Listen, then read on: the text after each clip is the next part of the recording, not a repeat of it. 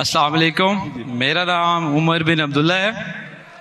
آج چونکہ ٹاپک قرآن پہ تھا اور اس کی آیات کے اوپر تھا، تو میرا سوال شاید کلیئرلی ابھی میں سمجھا نہ سکوں، کیونکہ میرا سوال مسلمانوں کے بارے میں یہ ہے کہ ہمارے پہ کوئی بھی حملہ دہشت گردی کا ہوتا ہے، کسی اداروں پہ، اسکول پہ یا پولیس پہ، تو اس میں قرآن کی ریفرنس ہی دے کے اس کو جہاد کا نام دیا جاتا ہے، اور ہمیں اس نام سے بڑی کنفیوژن پیدا ہو گئی ہے۔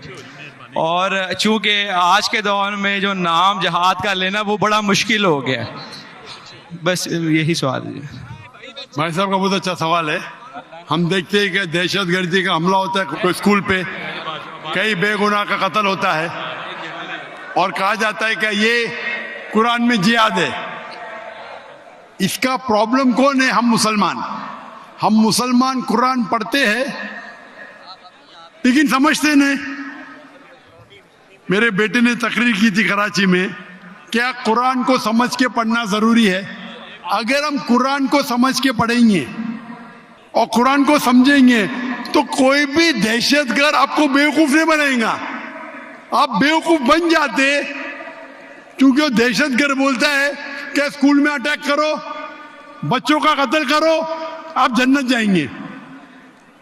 یہ جتنے دہشت گرد ہیں نا، ان کو غیر مسلمان اکثر غیر مسلمان ان کو سپورٹ کرتے، غیر مسلمان سپورٹ کرتے اسلام کو بدنام کرنے کے لیے، ان کو پیسہ دیتے اور قرآن کی آیت کو آؤٹ آف کانٹیکسٹ غلط حوالہ دے کے پیش کرتے۔ آپ اگر قرآن مجید کو سمجھ کے پڑھیں گے، میں نے تو تقریر میں کہا ہے، اگر ایک آیت ہر مسلمان جانے، سورہ مائدہ کی سورہ نمبر 5 آیت نمبر 32، اگر کوئی بھی بے گناہ کا آپ قتل کرتے، چاہے مسلم یا غیر مسلم، سوا قتل کے بدلے قتل، یا اگر زمین پہ فساد پیدا کر رہا ہے، یہ دو کے علاوہ اگر کوئی انسان مسلم یا غیر مسلم دوسرے کوئی انسان مسلم یا غیر مسلم کا قتل کرتا ہے، گویا کہ ساری انسانیت کا قتل کر رہا ہے۔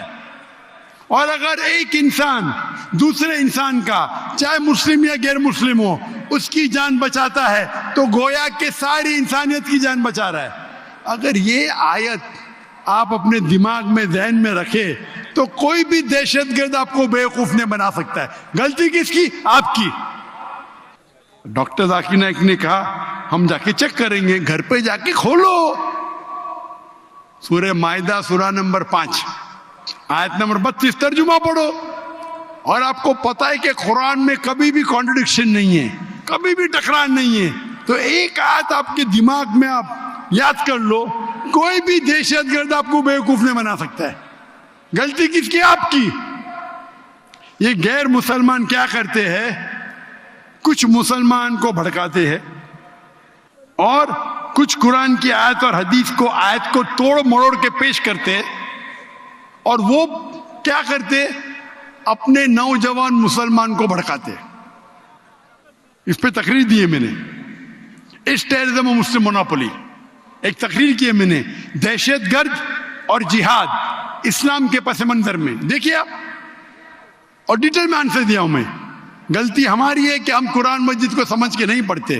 قرآن مجید سمجھ کے پڑھیں گے تو کوئی بھی آپ کو بیوقوف نہیں بنائے گا۔